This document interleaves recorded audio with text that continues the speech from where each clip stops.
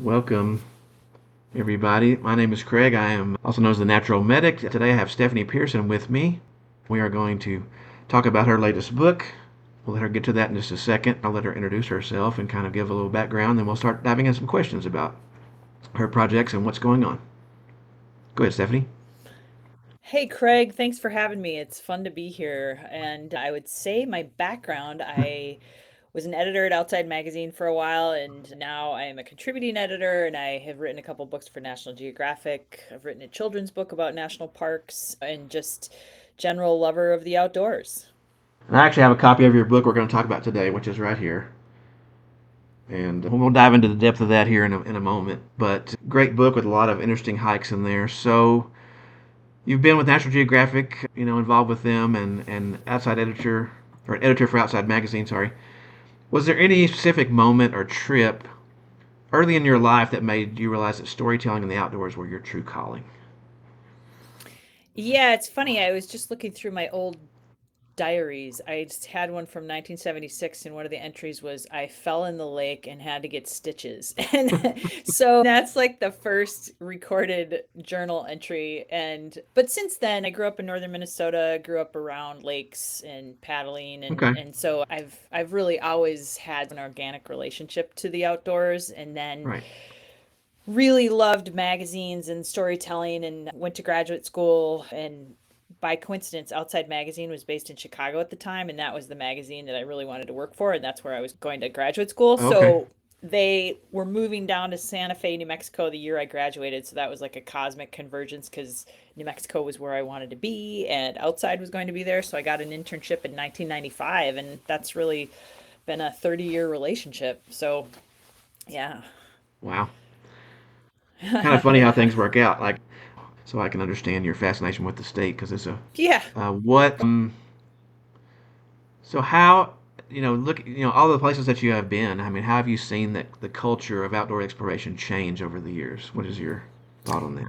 Yeah, that's really interesting. I mean, the interesting thing that with the start of my career was it was bookended by, at the beginning, by John Krakauer's book Into Thin Air. That Hmm. was the first year that I was at Outside, the first year or two that I was outside. And so that was really, Outside was very much sort of the maintainer of the outdoor culture. And now things have become so much more mainstream, so much more easily accessible in terms of information. Everybody's a storyteller. And that is both a good thing and a bad thing. I think that we used to see the world through the lens of great National Geographic photographers or whatever. And now everybody has that ability and that access, but they also have the responsibility to do the right thing out in the outdoors. And so it goes both ways, but it's changed a lot Yeah. in the last 30 years, I would say. Oh, for sure. Yeah. I mean, I think just even like we mentioned before we started recording here, talking about just the change of venue with COVID and how many people, I think, probably were being stuck inside during that whole event made a lot of people come out. There's record numbers of people going to national parks, and some of the, like you said, some of the people are not as prepared maybe as they need to be. And so they're seeing, a lot of different experiences with that. Yeah, I'm sure as an EMT that a lot. Oh, for sure. Right here in my immediate area, we don't really have any rescues but I know that in the surrounding states, some of the Four Corners, I'm pretty close to, Arizona and Utah and Colorado. There's a lot of things that I read about people, not making the best decisions and having to get some help. But that's all part of it. Yeah. Um, Yep. so what do you think about being a National Geographic Explorer? How does that?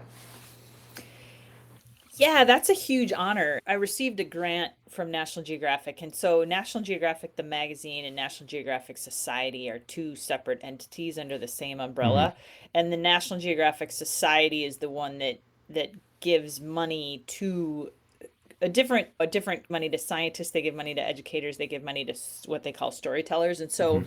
I was given a grant to study Lake Superior, which is my backyard. And so that is how I came into that National Geographic Explorer fold. And then once you're an explorer, you're always an explorer. So there's thousands of us across the globe. So it's a really cool community because they really encourage connection among the community, and there's different disciplines within the community. So It's exciting. It's a little intimidating. I always feel a little imposter syndrome for sure, but it's inspiring to see all these other explorers when we get together.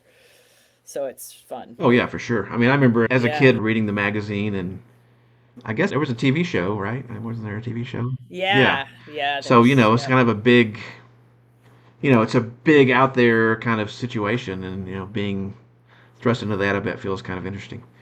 And talking about your book, which I'll raise it up again here, and 100 hikes of a lifetime. We've got a very big, diverse country. So how did you take the entire U.S.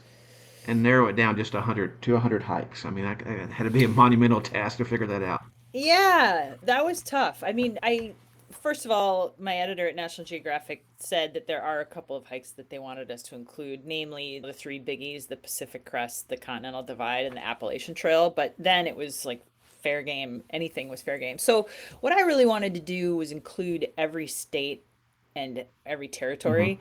And a lot of the hikes in here they're big hikes, but then there are some really small hikes Hmm. that, like in Georgia, I think it's less than a mile. And the reason that I included that was more for the cultural aspect of it than the actual hiking Oh, experience. sure. And so that's really what I wanted to convey in this book was that there's a hike no matter where you live in this country. There's a hike that you can do that will either inspire you physically or intellectually, or it will speak to your cultural heritage. So I really try to make sure that I included all of the country in this book. I mean, that's great because I agree with you. There's hikes in people's backyard they don't even necessarily investigate. They just, people focus on the big, national park ones or the the ones that go all the way across the country like the Appalachian or something like that. And there's if you look, there's always something in your backyard. I think that offers a lot of benefits and a lot of things that you can get from it. Yeah, totally. So you kind of touched on this in the previous question, but you have the heavy hitters in there, like is Rim to Rim is in there in Grand Canyon. Yep, Okay, yep. I think it's the first one in the book. yeah. Yep. But you said it was important to represent something from all of the states. So how, with kind of just diving a little bit deeper, like how did you Mhm. figure out other trails that were maybe not as flashy or not as well known? Yeah, it was a combination. A lot of these trails I've hiked personally, Okay, so not all of them. sure, I will tell you, I haven't hiked all right, 100. But then through the community of people I know, I reached out to people in areas who I know are hikers and who I know their areas really well. And I asked them for some trails that may be really interesting for a specific reason. And then I also included trails that I want to do and that I wanted to learn more about. yeah, And over the course of the time in my outside reporting, I've come across most of these trails at one point or sure. another and just wanted to learn more about them if I hadn't done them myself. So, yeah, I learned a ton reporting this Oh, book. I bet. I Yeah. bet. Including your research and your formatting the book and getting your, doing your on the boots, I guess, kind of ground stuff in addition to collaboration. Like, how long did it take to get this whole project, like start to finish, do you think? For a book, it's a quick turnaround. I think it's about 2 years from assignment date until publication date. Okay. And so the first process is you have to submit an outline. You have to do the research to submit an outline that the editors will approve. And then I went on this big road trip after that to report probably about 10 trails, and that's really all that I had time for in that time Mm-hmm. slot. And so then I had a pretty rigorous schedule to keep in order to report out all of this when it was due. I think my first draft was due in April, so it was like a year's Mm-hmm. cycle, and then the second year is editing and photography Sure. and proofreading and all that stuff. Yeah. So from start to finish, it was 2 years. Okay. Well, a lot of moving parts, of course, I'm sure. Yeah. When we kind of touched on this a little bit with the previous questions, but I mean, you've got other trails people don't think about as much, like, for example, the Superior Hiking Trail, which is, Yeah, I guess, right there in your backyard. it is literally. It's 50 yards from where I'm standing right now. Yeah. Yeah. And it's, And yeah. just noting that it's talking about the elevation gain. What's that?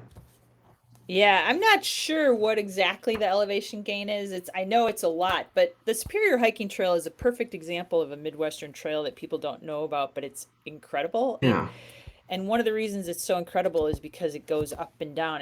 It has to it follows the northwestern shoreline of Lake Mm-hmm. Superior, and so it has to go up and down these very steep rivers, and so you pass a lot of waterfalls, you pass a lot of inland lakes, you're on the cusp of the Boundary Waters Canoe Area Wilderness. Right. So it's just beautiful country, and it's a mountain range, but it's a lot of elevation gain, and it's rocky and rooty, and it's a tough trail, a very tough trail.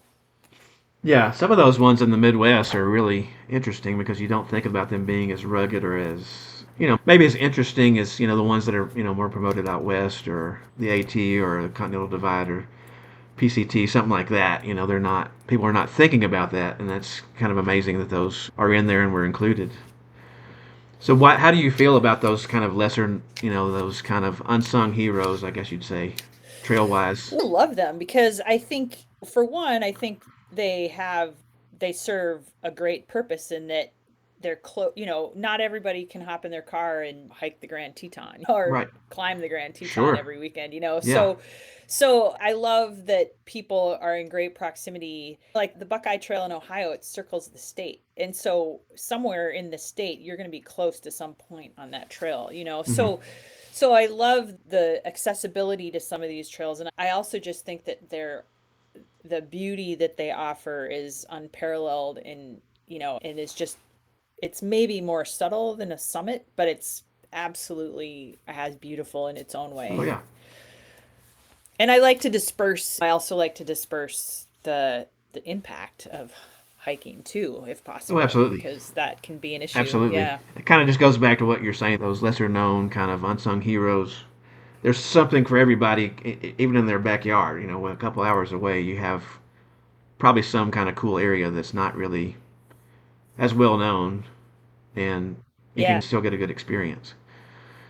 absolutely. Um, okay, the American Discovery Trail. We talked about that one in there. Yes. Um, That's the big one. yeah, I mean that's a big one, and as we said, not everybody has time to do an AT or a North Country or anything like that. So what do you think is a realistic goal for somebody that wants to do something like that? I think anything is possible. It depends on how much time you have. It depends on how much money you have. It depends on how interested you are in being uncomfortable. Right? I think if the American Discovery Trail literally traverses the country, and all you have to do is put one foot in front of the other to some extent. But Yeah. big hikes require a lot of planning. They require a lot of money in some cases, and Right. they require a lot of training. And so I would just say do your research and find a trail. And a lot of these trails in this book are precursors you can do to one of the bigger trails. Like a lot of the trails are, so you want to try the Appalachian Trail, try the Benton MacKaye Trail before you try the Appalachian Trail because it's a shorter Hmm. distance. It's actually more difficult. But there are trails of all lengths. So I would just say build up to these bigger ones, or else you might find yourself in a world of hurt, a la Cheryl Strayed, And Yep. yeah, Um, California's Lost Coast Trail. It's famous for its raw, untouched nature. And I think as we become more and more separated from nature, just in our society, how vital do you think these connections are to?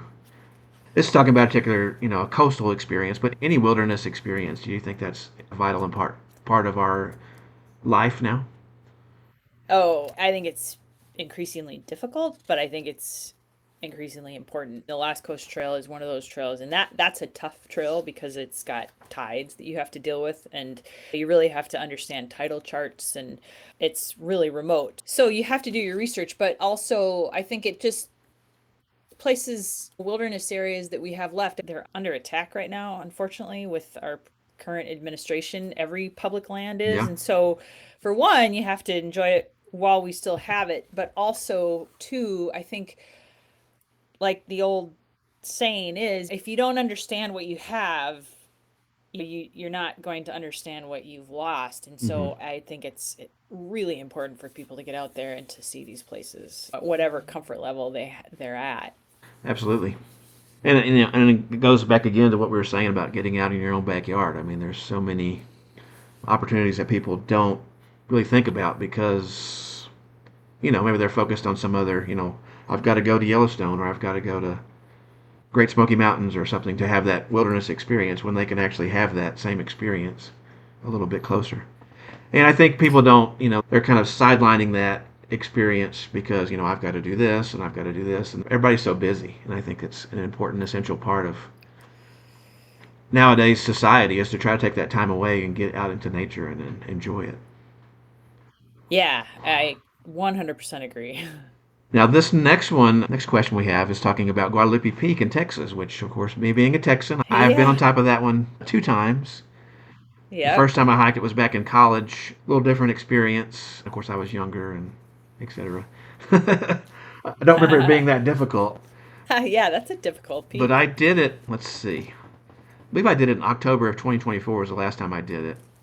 But from your perspective, what do you think is a common misconception Uh-huh. about hiking that one, especially just in general hiking in the Southwest? What do you think? And I can follow up on Yeah, I that. mean, the Southwest is a huge area too. There's New Mexico, there's Arizona, there's Texas. And one of the first experiences in a national park I had was Big Bend National Park. And I was so just blown away by the scale and size and geology of that park and the ability to look into Mexico. Right. I grew up in northern Minnesota and there were javelinas running around and that was really exotic. And so that was a formative place for me. And then going to Carlsbad Caverns, Hmm. that was so different than where I had grown up. Yeah. And the Southwest, I've spent a lot of time in Sedona, which is totally different. It's a very concentrated, just incredibly beautiful area of red rocks Oh, that sure. is a place that can be overcrowded, but it's Yeah. so beautiful. Guadalupe Peak in Texas, I think people don't understand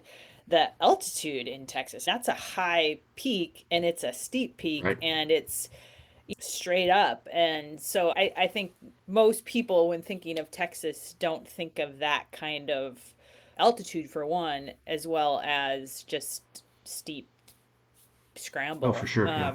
But I love hiking in the Southwest. It's one of my favorite places to hike. I love New Mexico too. Yeah, and the Guadalupes, of course, are sitting across the border into New Mexico. They're almost more New Mexican than they are Texan, because, like you said, people don't Yeah. really think about that. And of course, my part of Texas that I grew up in was on the other side, East Texas. Yeah. So I was out there with the lakes and the rivers and pine trees and things like that. And you get out to West Texas, especially the Guadalupe Peak area, Big Bend, and you're like, this is like a totally different experience. Yeah, it's crazy. And people Yes. don't think about how It's rugged that terrain is and how Yep. little water there is and how much they have to like Yeah. hump in there to stay hydrated because you feel it and probably up there in Minnesota too. It's it gets humid, I imagine. Hmm. In East Yep. Texas, the same thing. You feel that sweat just dripping off of you. And over here in the Southwest, you don't even you're like, why is my shirt wet? I don't even know. Yeah, and I love that about the Southwest, just the dry heat of the Yeah. hiking. And you're right, water, that's the Arizona Trail. I think they do a really good job of caching water along Mm-hmm. the way, and you Mm-hmm. can't obviously rely on that, Right. but there are people who there's bike races along that trail. And Mm-hmm. so, but a lot of these trails, yeah, you're right. I mean, you have to pack in your water and, or you could get in trouble, Yeah. which yeah, is something you really need to think about. Yeah, I think backpacking in that park, I think you have to pack in your own water because whatever minute amount of water is available from old ranching operations, they Oh pretty much yeah. just reserve that for the wildlife because it's so dry. Yep. But yeah, it's a great park and a great area. I need to go back to Big Bend sometime. Not right now Yeah. because it's June. It's Yeah, hot, 120. but Yeah. in the fall maybe. Who knows? Yeah. Um, so tough one here as we finish up this section of the questions. If you had to pick just one trail Oh. out of the book, you had no logistical barriers, so money's not an object, time's not an object. Which one would you go to? I would have to go for Gates of the Arctic, Okay. and that's actually in Alaska. I love Alaska. I've been to Alaska a number of times, but I've never been to Gates of the Arctic. And that's back to your question about wilderness. That's a true wilderness Oh, for where sure. you're not really following a trail and you won't follow a trail, Hmm. but you just get dropped in and you can just have the opportunity to see the huge caribou herds and grizzly if you run across them, Oh and yeah. so many other wildlife, which I think that opportunity to have that opportunity to be in that kind of expansive wilderness would really be exciting to me. If I were with somebody else, I don't think I'd want to be out there by Yeah, myself. I tend to do a lot of solo stuff when I go out because if I was waiting for somebody, I'd be waiting a long time. But Alaska would definitely not be a place I would want to go by myself. At Yeah. least have a buddy or buddies. Okay, so photography wise, there's some really great photography, of course, and in all the National Geographic things, that's kind of one of their highlights of their beautiful photography over the years. Like, how closely do you get to work with those photographers to make sure that imagery matches with what you're trying to get across in your writing? National Geographic is so good at that and so expert at that. I had the opportunity after it was written, I had the opportunity to go through and look at all the Mm-hmm. photos and comment on the photos, and especially make sure that they were in the right place. And there weren't many, there were one or two photos maybe that were maybe not the right place. But otherwise, I didn't have any objection to the photos that they had. They just are such Oh masters yeah, at yeah, evoking awe. sure. So I didn't take any of the photos. I wish I did, but I didn't. And yeah, but I think they did a really good job of diversity and just beautiful Yeah, yeah, images.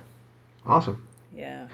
Yeah, that's the one thing I could say definitely about. I think if you talk about National Geographic magazine or any of their television productions or whatever, everything is really just stunningly. The visuals are very well done. Yeah. It's like can't get any better than that.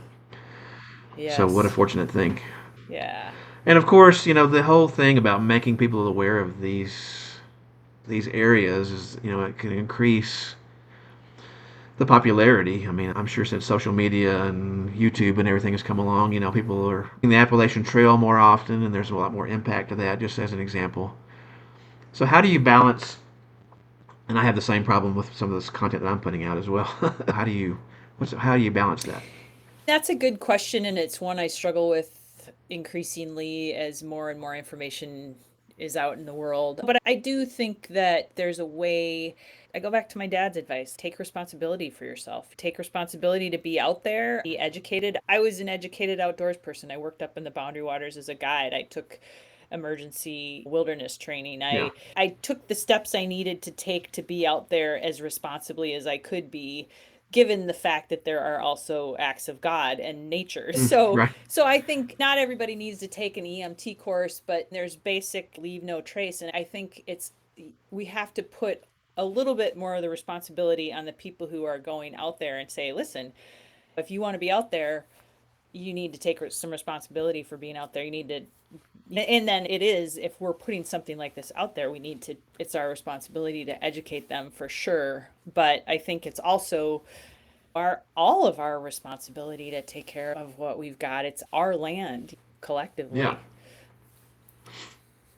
Yeah. The United States is definitely a unique. Just the evolution of our public lands is kind of a unique testament to what we have access to, and that's a great thing. But like you said, we have to each take our own responsibility to be somewhat self-reliant on taking care and not leaving our trash and having at least some understanding and training about what we're Mm. what we're out there doing. Yeah. And I would take that even a step further too, and just have some awareness of what the land is, what traditional lands you're on, Oh or, yeah, what's the history, like the Chilkoot Trail. There's just so much historical there. So many of these trails have been there for so long and have held such history, and that's really a cool part of them. So it just enriches your experience. yeah, So, yeah. yeah, for sure. Like here in my area, I keep running into different places that I've been venturing. Like I was just up in Dinosaur National Monument. Oh, wow. Um, I guess the end of May, and the Escalante, like the kind of the beginnings of the Spanish Trail, which they started off in Santa Fe about the same time the United States declared independence, like in Yeah. 1776, and they didn't make it to California, but their idea was like, okay, we can do this. We got all the Yeah. we're gonna make it to California, but I keep running into the that trail, and they actually crossed the Green River right there in what is now Dinosaur National Monument. Wow. You know how all that stuff kind of links together. Yeah, it's so cool. Yeah, and we already talked about solo. We're not going to go to Alaska solo. We both decided that. But you've and then I can say the same thing. We both done solo trips. We've gone with other people or major expeditions. How do you feel that solo wilderness experience compares to going with other people?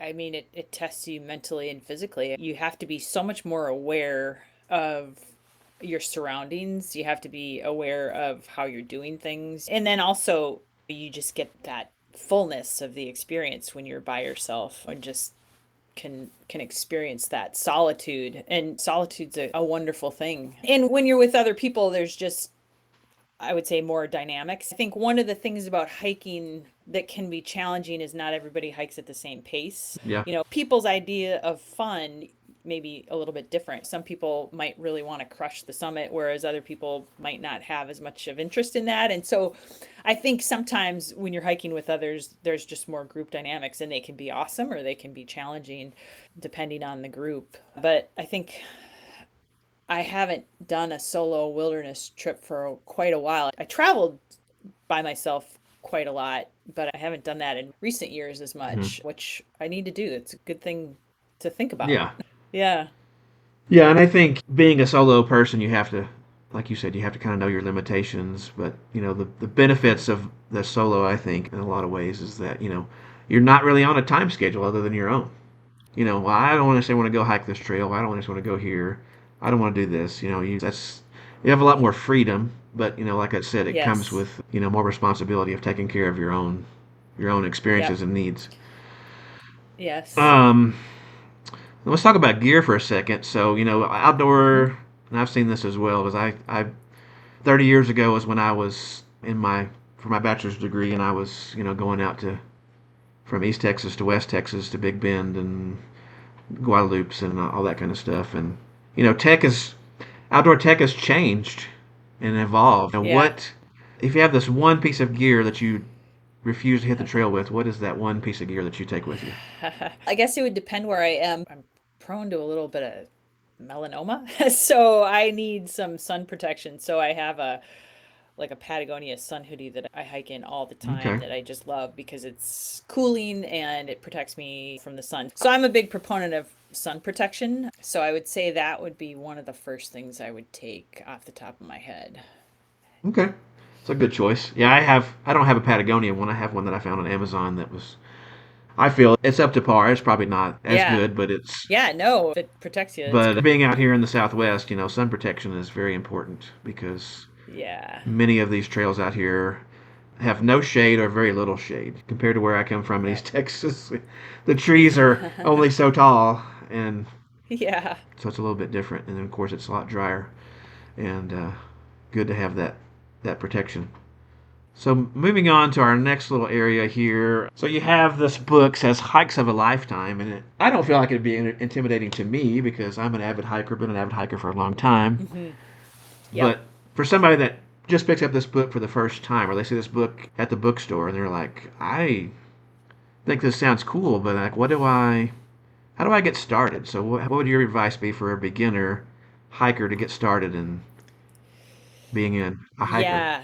That's a good question, and I think you're right too. In writing a book like this, you want to include all the big ones, but I think I wanted this book to be aspirational. Like maybe you don't necessarily do all of them, and it's not necessarily a guidebook, but I do think that you can take sections of trails, and so I would say just for a beginner, know, like you said, actually have a good sense of your limitations. Don't limit yourself to your limitations, but Hmm. when you're starting out, just try a couple mile section. If you live on the East Coast and you have a section of the Appalachian Trail near you, Yeah. just try a section. Try a 5 mile section of it. Or if you're in Massachusetts, there's a trail that goes through multiple towns. So you have a lot of bail off points in a lot of these hikes.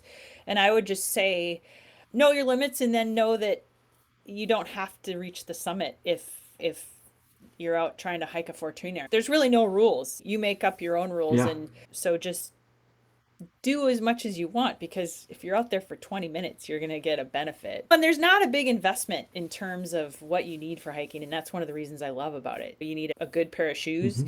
You don't even need a pair of hiking shoes, Right. really. And eventually you might need to build more of a kit, but you don't need much to start off with. And I'm also a big proponent of trekking poles when you do bigger hikes, just because I think they use your arms and Yeah.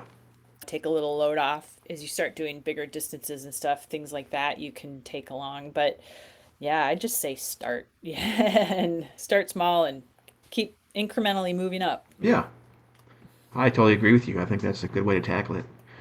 The fortunate thing about here being in Farmington in New Mexico is we have a lot of nice trails that go along our rivers here because we have three different rivers that go Cool. through Farmington. So we have a lot of nice trails, a lot of nice views, and it's cooler down there, and it's a good place to get started. And then additionally, like I said in the beginning, I think before we started recording, I can jump in the car and go north, and I'll be in the San Juans, around Durango, Colorado, in an hour. Yeah. So I mean, there's a Yep. fortunately there's a lot in this area, but I think anywhere you are, I think you can probably find some place, a local park or a state park Yeah. or whatever. Yep. Doesn't have to be Yellowstone for your first hike. Yeah, exactly. Yeah, it's funny you say that. Whenever I drive south, I stop at state parks and eat lunch, and I just go for a little hike. Yeah. And state parks have beautiful little Oh hikes. yeah. Yeah. Sometimes not little. Yeah, that's true. Yeah, some Yeah. of them are kind of a little bit more than you expected. So anyway, you've written about a bunch of different things. What is your next project on the horizon? Do you have anything in the works? Yeah, I have some projects this summer. I don't have a big book project. I'm planning to go to Canada in a couple of weeks to explore some lesser known parks in Ontario Nice. that I love. And also, I'm going to do a little trip on the Mississippi River. Okay. And these are just for smaller stories. But Uh-huh. yeah, I love being in Minnesota in the summer. It's just such a beautiful place in the summer. So I definitely try to stay close to home at this time of year. Okay. Very cool. For our final little takeaway, somebody reads your book, which I'll show it again here. What it Thank you. what is that what is that overarching lesson or feeling that you want the reader to come away with once they explore this book? Yeah, that's a great question. I mean, what I would love them to come away with inspiration. There's so much beauty in our country. We're going through a hard time in our country for a lot of different reasons, but there's still a lot to be proud of in the US, and there's still a lot to protect. Hopefully, this book will give a little inspiration to see it and then try to work toward protecting it. So that's what I would hope that people would get from it. Okay. Just a good appreciation of what we have. Yeah, And where exactly. and where can they pick up this book? You can pick it up really anywhere. It's on Amazon. It's in hopefully your local Okay. bookstores, and just search 100 Hikes of a Lifetime USA. And I will say there's a 100 Hikes of a Lifetime, which is an international book that precursed this book, Okay. written by Kate Sieber. That's also a really Okay. I'll check nice. that one out. Yeah, it's beautiful too. So Awesome. yeah, Where do you have social media or anything that people could find you? I'm on Instagram, and that's Stephanie Pearson. I don't even know. I should check my It's Instagram. okay. It's Stephanie Pearson. And I also have a website, stephanieandpearson.com. Okay. Yeah. Okay, folks. I hope you've enjoyed our little visit today. If you have any questions, comments, just leave those below. Or if you're listening on the podcast, there's a section on there where you can just click on there and send an email message to me, and I will forward it on to Stephanie if you have a question for her, and we will go from there. So thank you, Stephanie, for coming on, and thanks everybody for listening. We'll see you out there on the trail. Thank you, Craig. Fun talking with All you. right. Bye bye. Bye.